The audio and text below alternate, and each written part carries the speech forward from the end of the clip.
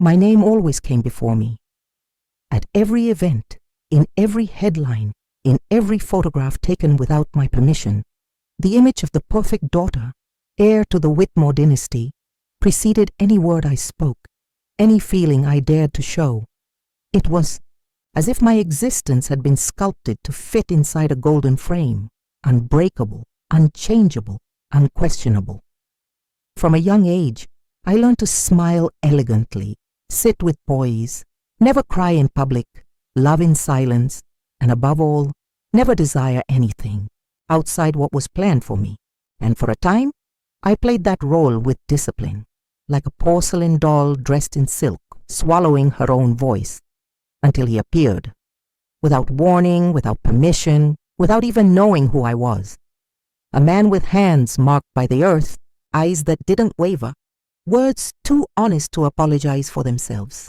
And in that absurd contrast between the pristine world I was raised in and the raw simplicity he carried, I felt something for the first time. Not instant passion. It was deeper, more dangerous. I felt the urge to exist outside the script, to make my own mistakes, to live something that didn't come with a protocol. And in that restrained desire, a crack was born that changed everything. Because once you're seen as a woman, not a symbol, there's no going back to the frame without breaking. He didn't recognize me. And as strange as it sounds, that was like breathing for the first time, without that invisible tightness in my chest. We were in the field, me far from the staff that always surrounded me, from the fiancé who sent short messages like orders disguised as affection, from the trained eyes of my family that could spot the slightest hesitation in my smile. I was alone, dressed like an ordinary woman.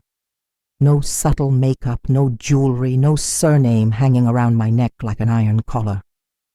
And he, with a basket in his arms and dirt up to his wrists, looked at me for a moment without subservience, without awe, without the uncomfortable reverence so many carried.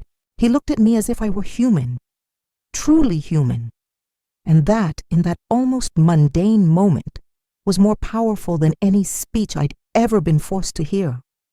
Because instead of reducing me to a family name, he returned me to a place I didn't even know still existed, a woman who could still be chosen for who she was, not for what she'd inherit. And that destabilized me in a way that all my emotional training, all my image control lessons, and all my years of canned diplomacy couldn't contain. Because there, among sacks of seeds and a gaze that didn't ask permission, something in me trembled, something real. In the days that followed, I kept up appearances. I wore tailored dresses, fulfilled every scheduled commitment, spoke only what was necessary in the polished voice they always expected. But inside, the surface was already cracking. I felt a constant restlessness under my skin, as if my own body were trying to warn me. You saw, you felt, and now you can't pretend anymore. I returned to that field the next day, and the day after, each time with a different excuse. A walk, a breather, a pause, no one would dare deny. Deep down, I knew I wasn't going for air anymore. I was going for him. For the man who dared to look at me as if I weren't made of titles. And there he was, just as he'd been the first time, bent over the earth with a naturalness that made me envious, as if the world asked no more than 2 honest hands and a life without masks. He didn't say, "You're back." He didn't ask why I was there. He just offered me shade to sit in and an apple picked from the nearest branch.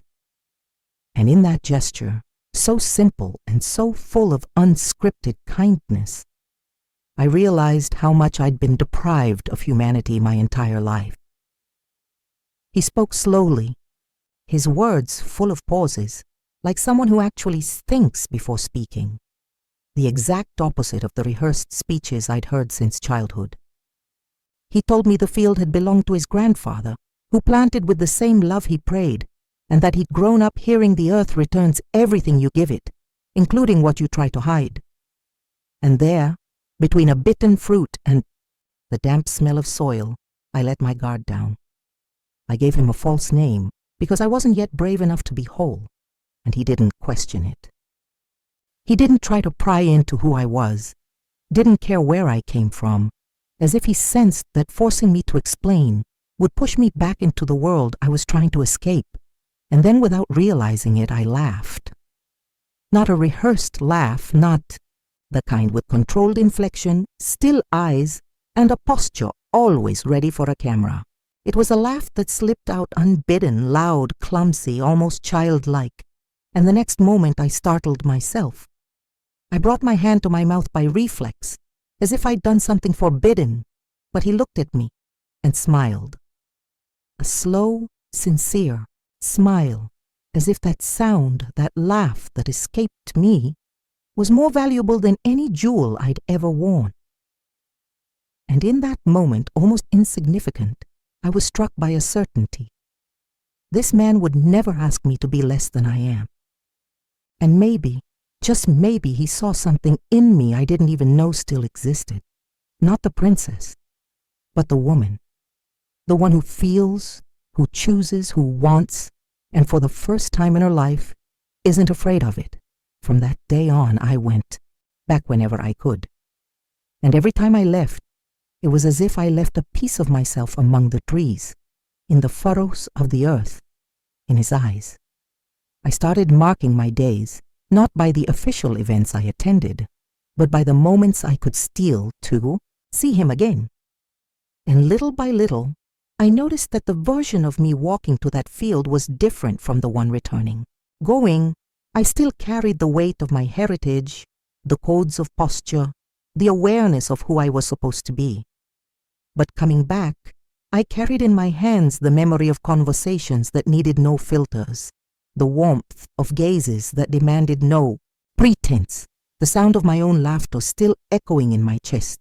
It was as if, for a few hours each day, I stopped performing and started truly to live. We didn't touch, not in the beginning, but there was an intimacy between us that surpassed any gesture. It was in the way he noticed my silence, how he paused what he was doing when he sensed I just needed to sit and say nothing. It was in how he offered me the fruits he picked himself, without ceremony, as if saying, "This is all I have, but it's real." And for me, in that moment, that was worth more than any banquet serving dishes I didn't even like. With him there was no protocol. If I tripped, he laughed before helping me up. If the wind tousled my hair, he didn't try to fix it. He just looked, as if he saw beauty even in what was imperfect. And I, who'd learned to hide every imperfection with surgical precision, began to want to be imperfect more often, just to keep being seen that way. But while my soul expanded in this new territory of freedom, the world I knew started showing signs of unrest. My fiancé, the man chosen by families, contracts, and conveniences, began calling more often, showing up unannounced, asking too many questions, with that polite tone that masked control disguised as care. I realized my absences were starting to draw attention. My excuses were repeating too much, my smiles were tighter. And somehow, the castle was beginning to notice that the princess was wandering off, or worse, finding herself. That's when the fear set in. Fear of losing the little freedom I'd gained. Fear of someone finding out. Fear that he'd be dragged into my world without knowing what it meant. But the greatest fear, the one that pierced me most, was another. What if I could never go back to being the same? What if, after everything I'd lived with him, with that man without a surname, without a suit, without a castle, the rest of my life within gilded walls became unbearable, and maybe that fear was the answer I didn't want to face. The stay. Answer came before I was ready to put it into words.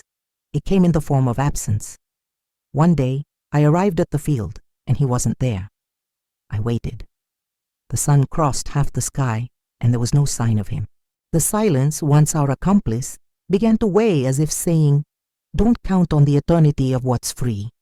On the second day, I returned earlier, more anxious, my heart pounding with a restlessness that made me realize it was too late to deny I needed him. Not out of neediness, not out of fantasy, but because with him I recognized myself, and without him the world became a narrow place, tailor-made to suffocate me. When he finally appeared on the third day, his clothes, dirty from work, his face more serious than ever, I knew something had changed. He didn't kiss me. He didn't hug me. He just sat beside me and stayed silent. And in that silence I knew someone had come looking for him. He didn't accuse me. He didn't push me away. He just told me what he'd learned. A man in a suit, arrogant, reeking of power, had been asking about him. Said he had an interest in clarifying certain unwanted approaches with an important woman. And there, without needing to finish the sentence, my blood ran cold. My fiancé, or someone sent by him. It was the first time the real world invaded the refuge we'd built. And it was also the first time I realized that if I stayed, he'd pay for it. Not with words, not with warnings, with real consequences. I wanted to scream. I wanted to promise I'd fix everything, that no one would touch him, that I'd protect him with everything I was. But the brutal truth silenced me. I couldn't protect anyone while I was still chained to the life I pretended to control. And then for the first time he asked who I was. Not with anger, not with suspicion, but with pain. And I, with a dry throat, my eyes fixed on the ground, finally said my real name. I told him who my father was, who my fiancé was, the name of the house I represented, and everything I should have been from the start. He didn't stand. He didn't pull away. He just took a deep breath, as if trying to keep his body in place while the world inside him crumbled. Then he looked at me with a sadness so dignified it broke me, and he said, "Then now you need to decide if you'll live as they expect or as you feel." That night I returned home in silence. I walked through the gilded corridors with a tightness in my chest. I sat before the mirror and stared at myself like looking at a stranger. The perfect makeup, the immaculate hair, the serene face, everything in place except me. And there, in that sterile reflection, I knew the time for indecision was over. It was no longer about a forbidden love. It was about me, about who I was willing to become, about which life I'd have the courage to live, even if it meant abandoning everything. The next morning, everything seemed the same, but I wasn't. The tea was served in the same china. The maids smiled with the same distance as always. The words in the house's corridors echoed with the same theatrical tone of importance given to things that don't matter. But inside me, there was a rupture, a different, denser silence that didn't ask for comfort. It asked for courage. Every gesture of mine was more deliberate. I saw what I'd once accepted, the control, the performance, the hands that had molded me since birth, as if I were a display piece, not someone who breathes. When I looked at my fiancé that afternoon, sitting at the table with my father and other allies with heavy surnames, I realized for the first time that he didn't know me. He never had. He loved the idea of me, what I represented, the educated, smiling, well-groomed woman with measured responses and impeccable presence. But who I truly was, he never cared to know. And now, even I didn't recognize myself in the woman everyone applauded. The days that followed were an increasingly unbearable charade. The field, once so close, now felt unreachable. Not because I couldn't go, but because I knew if I did, I'd put that man at risk again. So I started writing, words scribbled in secret in a notebook I kept locked in the bottom of a drawer. I wrote to him, to myself, to the part of me screaming behind my eyes. I wrote like someone opening a trap door in their chest. Sentences like, "I can't stand smiling without feeling anymore. I don't want to be the image. I am more. I am someone else. I am whole." It was my way of not going mad, because my body attended receptions, meetings, commitments, but my soul was trapped in that notebook, and every written word was a step toward the door I still didn't have the courage to cross. It was my mother who noticed first. Not that. She knew exactly what was happening. She'd never dare ask directly, but she saw in my eyes something she might have seen in her own years ago. A subtle unease, a weight on my shoulders that vacations or rest couldn't fix, a thirst for choice, a hunger for voice. One ordinary night, while helping me choose a dress for yet another public appearance, she paused, looked at me sideways, and said, almost in a whisper, "If you have to go, go whole. Don't look back like I did." And then she continued as if she'd said nothing, as if that sentence hadn't torn the ground from under my feet. For the first time, I understood she'd had a life before becoming the wife of. That maybe she, too, had loved someone who wasn't allowed. And in that moment, something in me solidified, not as impulse, but as decision. I didn't want to be the continuation of her story. I wanted to write my own. That night, I opened the notebook, wrote the final page, and closed it with the firmness of someone who already knew what to do. It was no longer a question of whether I'd flee, but when, because I'd already fled, inside. The rest was just a matter of time. I didn't choose the day. It chose me. It came with the bitter taste of yet another meeting where they spoke about me as if I weren't in the room. A strategic gathering of families, partners, advisors. They discussed our image, our union, our contribution to the country's stability. Each sentence spoken with that suffocating solemnity only the elite can muster. I was there, seated in an impeccable dress, hands folded in my lap, face impassive, the real doll in the display case, but inside my chest ached, literally ached. A dull pain, a pressure, as if something were trying to escape my body and tear the dress along with it. When my fiancé referred to me as the most reliable pillar of this new generation of leadership, I knew. I knew with the same clarity as knowing when something dies. There, in front of everyone, I realized there was no going back.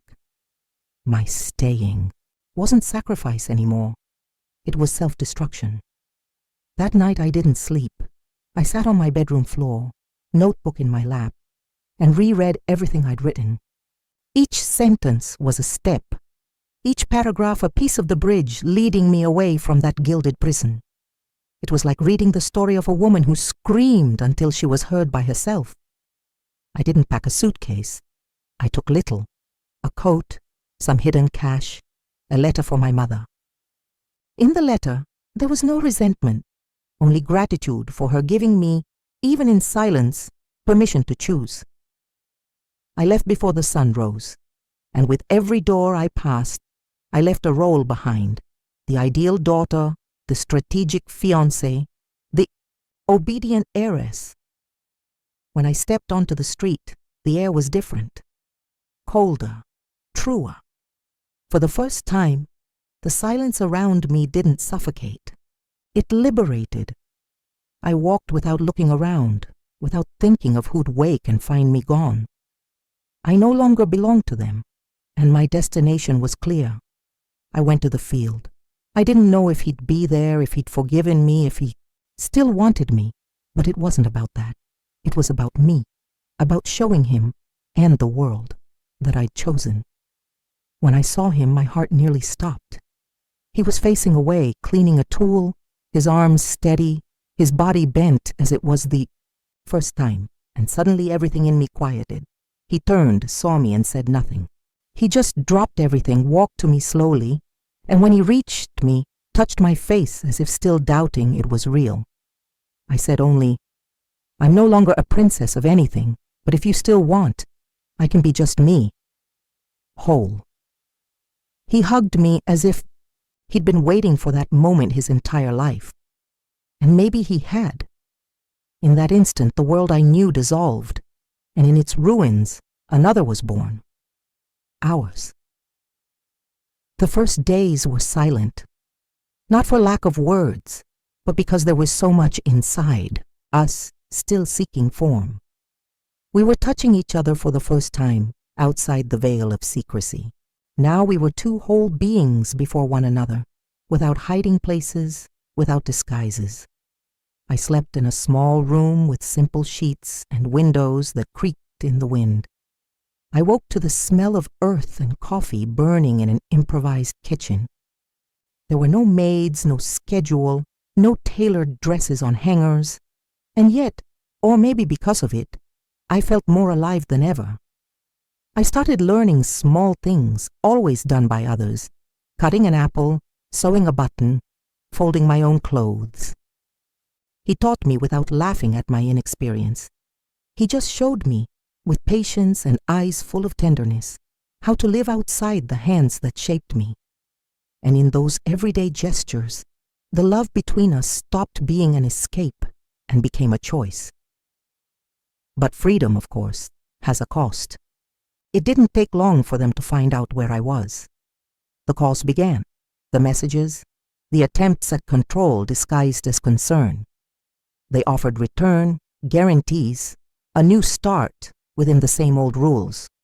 They even sent a lawyer dressed as a diplomat, speaking on behalf of the family, saying they understood the rebellion, but it was time to restore order. I listened with the calm of someone who no longer belongs, and when he finally asked what I wanted, I answered without hesitation. I want to no longer be anyone's property. The man closed his briefcase with a sigh, like someone who doesn't know how to handle answers that don't come with numbers or agreements. He left as he came, unable to take anything from me. Still, the shadow of it all lingered over us for weeks. Jonah, always steady and silent, began to withdraw. He didn't say it, but I saw the fear in his eyes, fear of not being enough, fear that one day I'd miss the glamour, the luxury, the weight of the name I'd left behind. We started arguing. Small things, the salt in the food, the time I spent alone in town. But it wasn't about that. It was about him trying to understand if he was just my temporary refuge, and me trying to convince him and myself that there was no going back, that what we were building with our hands was truer than any golden castle, until one night, without warning, my mother appeared, not as an emissary, not as someone sent by my father, but as a woman. She arrived with a small suitcase and tired eyes, like someone who'd cried all they had to cry before crossing the road. She walked in, without permission, looked at me and said, "I didn't come to take you back. I came to see if you're happy." I hugged that woman like I never had. For the first time, not as a daughter, but as an equal. She stayed 3 days. She didn't ask for details. She just watched, helped in the kitchen, listened to my story, touched Jonah's hands with respect. Before leaving, she said, "If I'd had your courage, my life would have been different. But at least now, I can sleep in peace knowing you had yours." And she left with teary eyes, leaving behind the blessing I'd waited a lifetime to receive. That night, Jonah and I said nothing. We just lay together, hands entwined, hearts at rest. For the first time, without doubts, without shadows, without fear. Life after that didn't become a fairy tale. There was no spectacular ending or applause. But there was peace, and that was the greatest revolution. In the months that followed, our routine took root. We woke early, shared tasks, made small, true plans. Things that seemed insignificant to the world I came from, but carried the immense weight of choice. We loved each other between harvests, walks, and spontaneous laughter. There was silence, yes. There were hard days, of course. But everything was lived without theater, and that absence of masks was what nourished me most. For the first time, my existence wasn't a performance. It was presence. From time to time, my name still appeared in the news, like a scandal that wouldn't fade, a wound the family tried to cover with talk of internal conflict. and voluntary spiritual retreat. But no one dared come here. It was as if they feared seeing me for real, or feared recognizing that what they called flight was freedom. One day, I heard my fiancé had married another, in an event surrounded by cameras and billion-dollar rings. I saw one photo. She wore a dress nearly identical to the one they'd chosen for me months earlier, and I smiled. Not out of mockery, but relief. That life, which had been my sentence for so long, now belonged to another name, and that was fine. Let her have it. I no longer belonged to it. I started writing, not out of obligation, but impulse. Notebooks filled with memories, thoughts, unsent letters, poems born in the pauses of the day. Jonah read everything slowly, always at the end of the night, with his feet over mine and his breathing telling me the world could be small and still vast. It was he who said the words I wrote weren't just mine, that other women needed to hear them too. Others like me, raised to smile prettily and swallow everything they truly felt, and little by little, without haste, with fear and courage sharing the same space, I started sharing my texts, first with neighbors, then with people from outside, and so, slowly, I found a new way to exist. Not as a princess, but as a voice. One day, I returned to the city where it all began, not to go back, but to see with new eyes. I walked the streets where I was once revered. Now I was just another person, and that gave me a peace I never thought I'd feel. I passed the front of my family's old mansion. It was intact, but I felt no longing, just gratitude for having left in time. Today, I live in a simple wooden house with wide windows and books everywhere. Jonah plants, teaches village children, builds with his hands what I build with words. At night we sit on the porch and talk as if time didn't exist, and sometimes, in the silence that accompanies us, I remember who I was and smile, not out of nostalgia, but honor, because it was that girl trapped in a perfect dress who had the courage to flee, and it was she who brought me here. There's no throne more powerful than the one we build within ourselves. Today, I'm no princess of anything, and maybe that's why I feel more real than I ever have. I learned that freedom isn't loud. It moves like a river within, silent and certain. I love a man who never tried to possess me, only welcomed me. I live a life without spotlights, but with sun, the smell of earth, sincere words and hands that touch me with care. I never had to flee again, because now where I am, I'm whole, and where I'm whole is the only place I belong.